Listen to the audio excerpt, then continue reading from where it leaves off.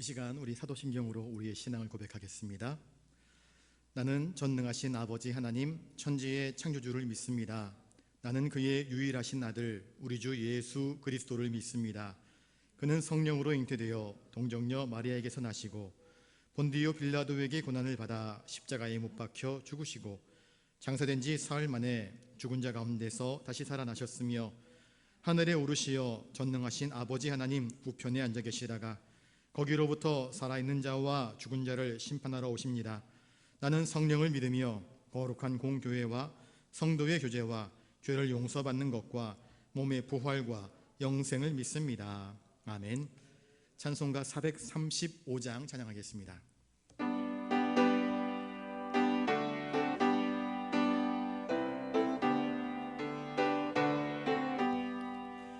나의 영원하신 기업 생명보다 귀하다.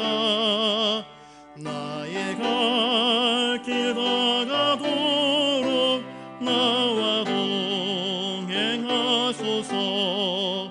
주께로 가까이 주께로 가오니 나의 갈 길 다가도록 나와 동행하소서. 세상 복이 아니함과 모든 명예 버리고 험한 길을 가는 동안 나와 동행하소서.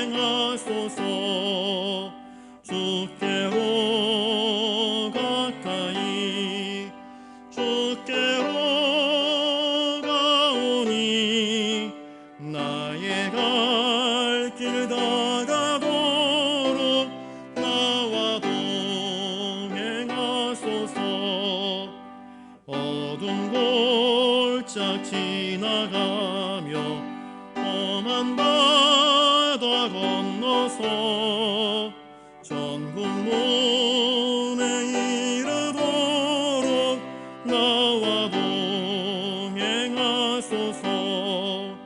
주께로 가까이 주께로 가오니 나의 갈 길 다가도록 나와 동행하소서.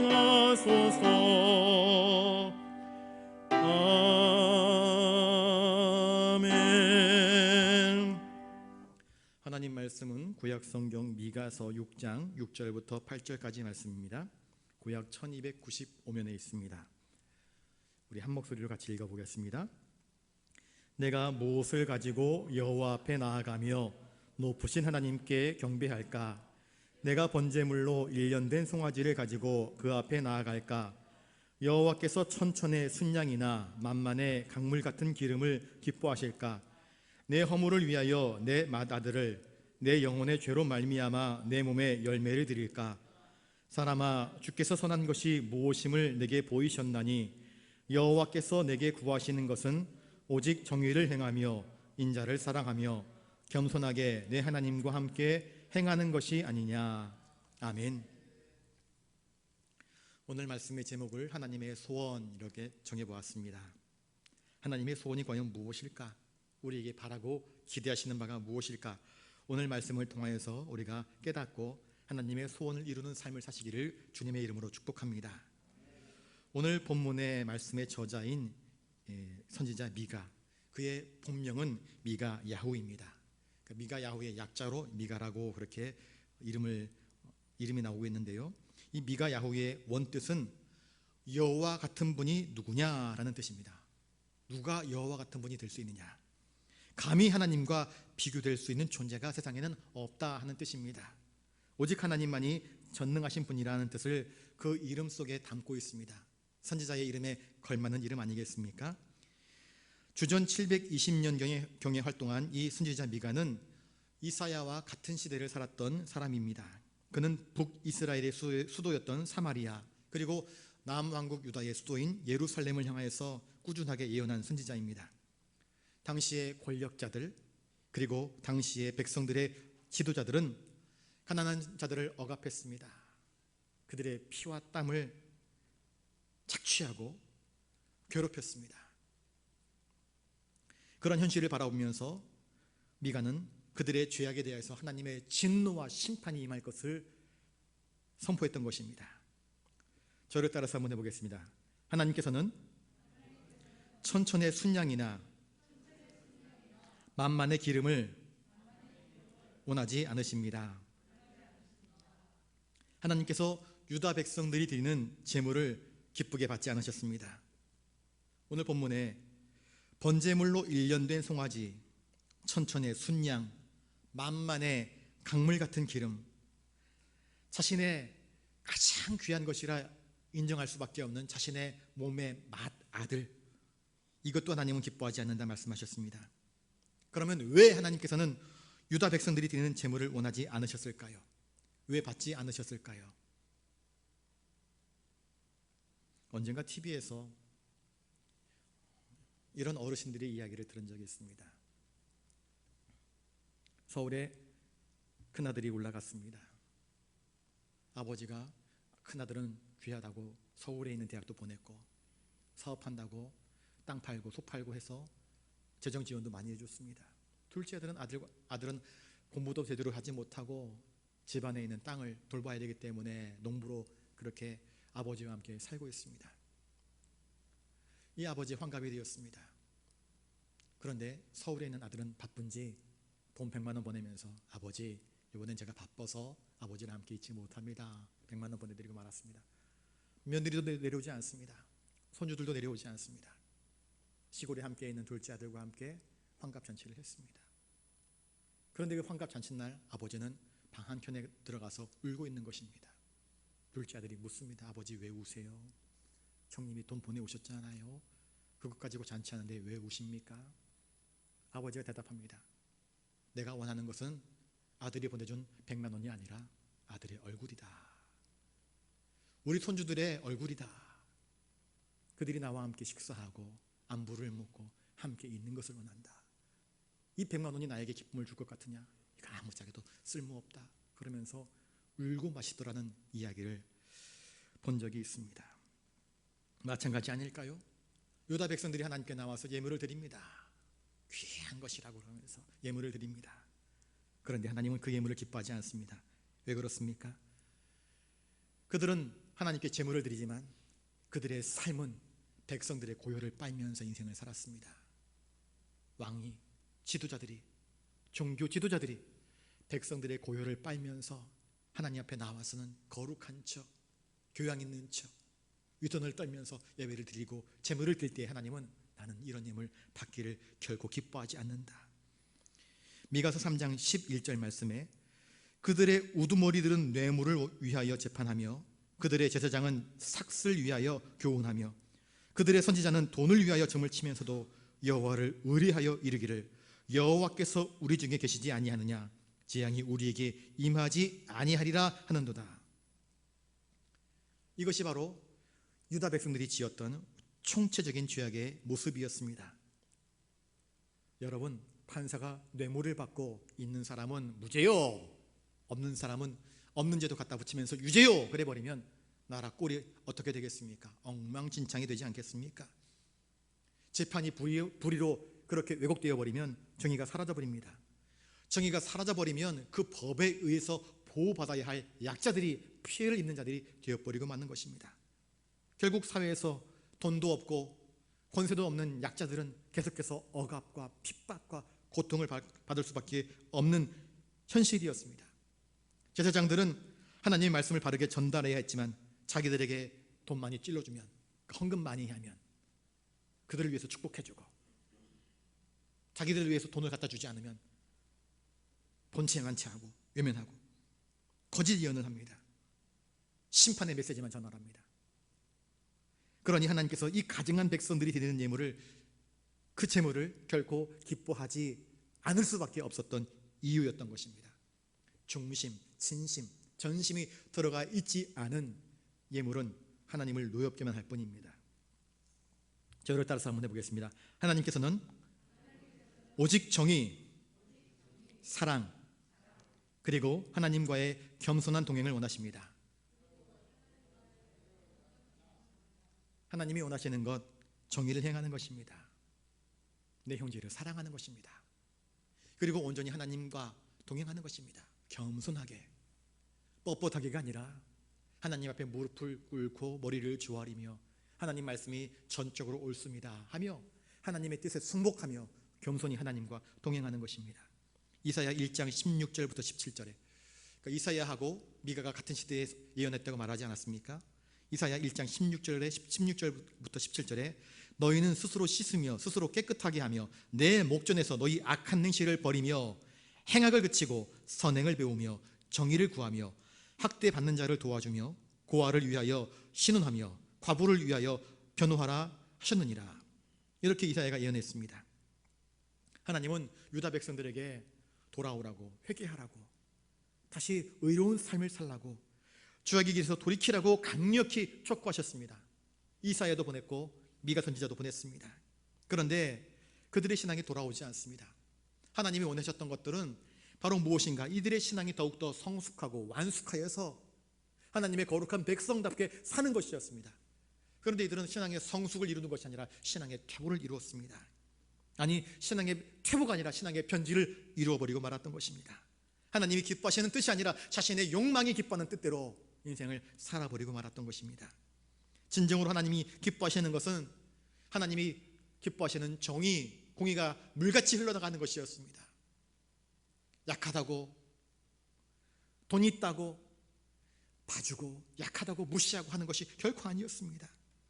오직 하나님의 공의가 백성들 사이에서 강물처럼 넘실거리는 것이었습니다. 연약한 자들을 오히려 돌봐주라고 법을 세워놓았건만 그 법을 이용하여서 강자들이 그 법을 악용하여서 자기들만을 위한 법으로 삼고 있을 때 하나님은 진노하셨던 것입니다. 하나님은 번제물이 아닌 자비를 사랑하며 겸손하게 하나님과 동행하는, 하나님과의 인격적인 관계를 맺는 백성을 원하셨던 것입니다. 하나님은 오늘도 우리가 하나님 앞에서의 바른 삶, 바른 신앙, 이것을 원하고 계시는 것입니다. 어느 교회에서 있었던 일입니다. 매주 수요일마다 오전에 전도대원들이 2명씩 짝을 지어서 집집마다 전도를 했습니다. 아마 이 교회는 수요 전도대가 있었나 봅니다. 그중 한 전도팀이 어느 가정에 찾아갔습니다. 문을 똑똑 두들깁니다. 계십니까? 계십니까? 아저씨 한 분이 나옵니다. 누구시오? 우리 어느 교회에서 나왔는데요, 복음을 전하기 위해서 나왔습니다. 잠깐 저희들의 말씀을 들으실 수 있겠습니까? 그러자 그 아저씨가 문을 닫으려다가 말고 이렇게 말합니다. 여보시오, 당신들이나 잘하시오. 요즘 방송을 보니까 나쁜 일들 하는 사람들은 죄다 교회 다니는 사람들이다. 그분들이나 잘 믿으라고 하세요. 교회에서 매주 좋은 말씀을 들으실 텐데 왜 세상에 나와서 사기치고 거짓말하고 자기 배만 불리는지. 혀를 끌끌끌 차면서 문을 꽝 닫아버렸다고 합니다. 전도대원들이 복음을 증거하러 갔다가 얼굴도 들지 못하고 그 집에서 새빨개진 채로 나오고 말았습니다. 물론 그 전도대원들이 그러한 죄를 지은 것은 아닙니다. 이처럼 우리의 신앙과 우리의 삶이 일치하지 않으면 우리는 세상 사람들의 손가락질을 받을 뿐입니다. 우리는 입술로만 예배하고 말로만 사랑하는 것이 아니라 하나님 말씀대로 정의롭게 살아가며 사랑을 실천하고 겸손하게 하나님과 동행하는 삶을 보임으로써 세상 사람들에게 우리가 전하는 복음이 힘 있는 복음이 될 수 있도록 해야 될 그 본질의 사명을 회복해야 할 것입니다. 여러분, 오늘을 살아가는 나의 모습, 오늘을 살아가는 우리 교회의 모습, 한국 교회의 모습은 과연 어떻습니까? 우리에게서 바른 삶, 곧 정의, 하나님이 기뻐하시는 공의, 이것이 흘러가고 있습니까? 우리의 삶에 세상 사람들이 볼 때 그래, 신앙이란 저 사람처럼 하는 것이야, 예수 믿으면 저 사람처럼 믿어야 돼 하는 예수님을 닮은 신앙의 기준이 세상 사람들 앞에 비춰지고 있느냐 하는 것입니다.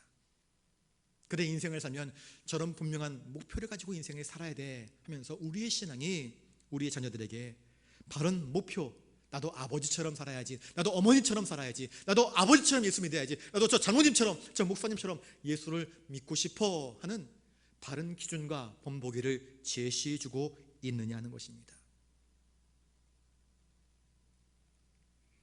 안타깝게도 우리가 그 모습을 잃어버리고 말았습니다. 그러면 우리가 어떻게 해야 되겠습니까? 그 모습을 회복하는 일이 필요합니다. 하나님께서 오늘 우리에게 원하시는 것이 바로 이것 아니겠습니까?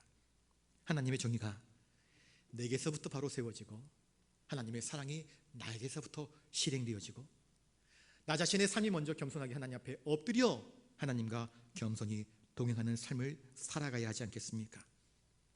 세상의 가치에, 세상의 기준에 우리의 신앙이 휘둘리며 흔들리는 것이 아니라 휘둘리고 흔들리는 세상의 가치관에 우리의 믿음에 선한 영향력을 끼치며 그렇게 살아가는 것이 아니라 참다운 인간으로 살아가는 것은 이렇게 믿음으로 살아가는 것입니다라고 예수님을 닮은 본을 보여줄 수 있어야 하지 않겠습니까? 하나님은 번제물, 예배, 많은 헌금을 기뻐하시는 분이 결코 아닙니다. 하나님은 우리가 하나님과 교제하며 인격적으로, 영적으로 우리의 마음과 신령과 친정으로 되는 거룩한 예배를 받기를 원하시는 분입니다. 그리고 그 예배는 우리의 바른 신앙, 바른 삶에 기초하고 있는 것입니다. 그러므로 하나님을 사랑하고 하나님 앞에 겸손하게 하나님과 동행하는 삶을 살기 위해서라도 우리는 먼저 우리 자신이 하나님이 기뻐하시는 정의, 바른 삶, 바르게 세워지는 삶, 정립된 삶을 살아가야 할 것입니다. 말씀으로 새로워지는 신앙, 말씀대로 말씀 따라 살아가는 신앙, 오직 하나님만 바라보는 신앙으로 세워지는 저와 여러분 되시기를 주님의 이름으로 축복합니다. 기도하겠습니다. 거룩하신 아버지 하나님, 우리의 예배를 기쁘게 받으시되 아벨의 제사처럼 참된 예배, 신령과 진정, 마음의 감동을 드리는 바른 예배를 기뻐하시는 하나님, 저희는 일주일에 한 번 드리는 예배만으로 신앙인으로서의 의무를 다했다고 생각할 때가 많았습니다. 그러나 하늘 아버지께서 진정 원하시는 것은 우리가 세상의 삶 속에서 정의를 행하며 인자를 행하며 겸손하게 하나님과 함께 동행하며 하나님이 기뻐하시는 삶을 사는 것임을 깨달았습니다. 이제부터라도 바른 신앙, 바른 삶, 바른 목표를 가지고 하나님이 기뻐하시는 삶을 살아갈 수 있도록 주님 우리의 신앙을 바르게 세워 주시옵소서. 그래야 하나님께서 원하시는 참된 예배자의 삶을 살게 하여 주시옵소서. 감사를 드리옵고 존귀하신 예수님의 이름으로 기도드리옵나이다. 아멘. 주기도문 하시겠습니다. 하늘에 계신 우리 아버지, 아버지의 이름을 거룩하게 하시며 아버지의 나라가 오게 하시며 아버지의 뜻이 하늘에서와 같이 땅에서도 이루어지게 하소서. 오늘 우리에게 일용할 양식을 주시고 우리가 우리에게 잘못한 사람을 용서하여 준 것 같이 우리 죄를 용서하여 주시고 우리를 시험에 빠지지 않게 하시고 악에서 구하소서. 나라와 권능과 영광이 영원히 아버지의 것입니다. 아멘.